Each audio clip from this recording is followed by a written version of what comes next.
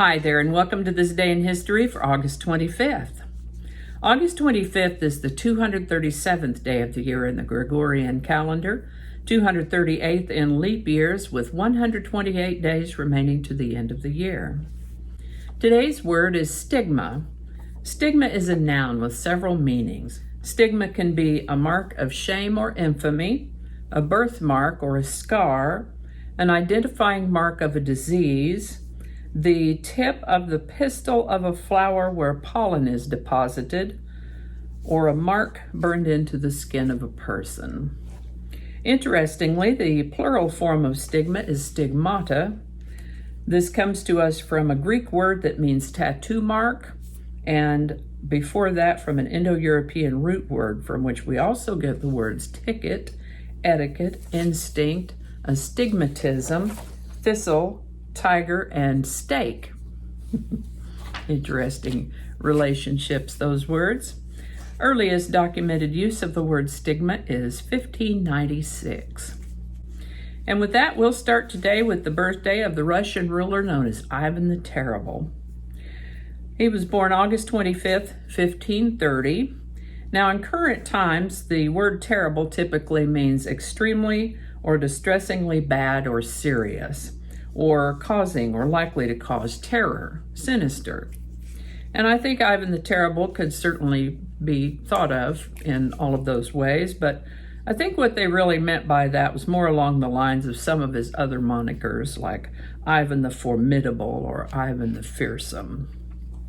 He was described as intelligent and devout, but also exhibited episodes of paranoia, rage, outbreaks of mental instability.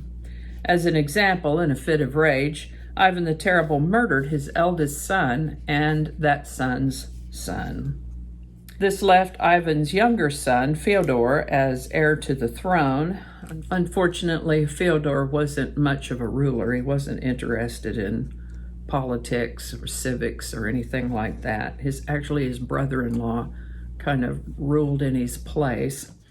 But Fyodor left no heir to continue the bloodline. That's a whole nother branch of the story, though. We're talking about Ivan today. Ivan the Terrible died of a stroke at the age of 53. All righty, next item. On August 25th, 1609, Galileo Galilei demonstrated his first telescope to Venetian lawmakers. This telescope likely had a magnification of about 8 or 9. And of course, Galileo himself used his telescopes to look at the sky, but he also made decent money selling telescopes to merchants who found them useful both at sea and as items of trade. Now, in this next item, the event that we refer to as the War of 1812 is so named because that's when it began, in 1812. It actually lasted about 2.5 years, from June of 1812 to February of 1815. That said, on August 25th, 1814, British troops torched the Library of Congress, United States Treasury, Department of War, and other public buildings. This is the birthday of Scottish-American detective and spy Allan Pinkerton, born August 25th, 1819.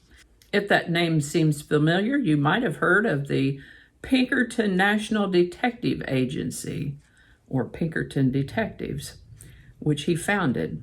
Pinkerton saw the value of a centralized database of criminal identification records and was working on just such a database when he died in 1884. Interestingly, the database originally created and initiated by Allan Pinkerton is now maintained by the FBI. Allan Pinkerton lived to the age of 63. On August 15, 1835, an article was published in the New York Sun announcing that life and civilization had been discovered on the moon. This article described such creatures as bison, goats, unicorns, even bat-like winged humanoids who built temples.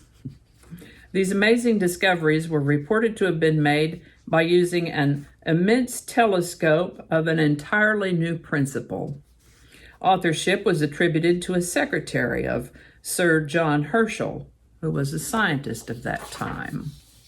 Fascinating story, probably sold a lot of papers, but it was, of course, pure fiction. Even the secretary named as author of that article was made up. We're pretty sure the article was written by a reporter named Richard Adams Locke, who worked for the Sun, and we think his motives were twofold: to increase sales of the Sun and to ridicule some of the extravagant astronomical theories that were being floated at the time. Speaking of fiction authors, this is the birthday of author Bret Harte, born August 25th, 1836. He's best known for his stories featuring miners, gamblers, and other romantic figures of the California Gold Rush. Several of his stories have been adapted for film and television. Bret Harte lived to the age of 65. Now, the other day we talked about Diana Nyad, the swimmer. On August 25, 1875, Captain Matthew Webb became the first person to swim across the English Channel, traveling from Dover, England to Calais, France. He made this swim in 21 hours and 45 minutes. That is a long day. This is the birthday of actor Michael Rennie, born August 25th, 1909. Perhaps best known for his part as Klaatu in the science fiction film The Day the Earth Stood Still. He also appeared in more than 50 movies and several American television series. Michael Rennie lived to the age of 61. Now, a couple of World War I items, beginning with August 25th, 1914, when Japan declared war on Austria-Hungary. And on that same day, in a different place on the planet, hundreds of thousands of irreplaceable volumes and Gothic and Renaissance manuscripts were lost when the German army deliberately destroyed the library of the Catholic University at Leuven. The United States National Park Service was created on August 25, 1916. Paris was liberated by Allies on August 25, 1944. The House on Un-American Activities Committee held the first ever televised congressional hearing on August 25, 1948. Voyager 2 made its closest approach to Saturn on August 25, 1981. 8 years later, on August 25, 1989, Voyager 2 made its closest approach to Neptune, which was the last planet in the solar system at the time, since Pluto's orbit was within Neptune's orbit from 1979 to 1999. And I think that's going to do it for us today. Hope you learned something you didn't know before. I know I sure did. I always do. As always, links to my sources will be in the show notes below. If we had images, they would be from Bing Images, licensed free to share and use. Our lovely outro music is Divine Life Society by Jesse Gallagher, YouTube Music Library. There's a link to his channel in the show notes also. Thank you so much for watching. Give it a like if you enjoyed this video. Consider subscribing if you haven't already. Feel free to share this video with others. You can do that with the link in your email, messaging, or social media. I think that is everything, so thank you so much. See you next time. Okay, get your words. Maybe we'll cut that part out. Let's try it again. We're still running. We're 14 minutes in, and I don't think I have 5 minutes worth of stuff yet. Lots of editing today. That's right. Okay, I think I already read this one. Oh, I missed one. Okay, let's go back. There you go. Easy peasy. Oh, I need to find my watch. Okay, I'll do that in a minute. All right, find your spot here. There we go.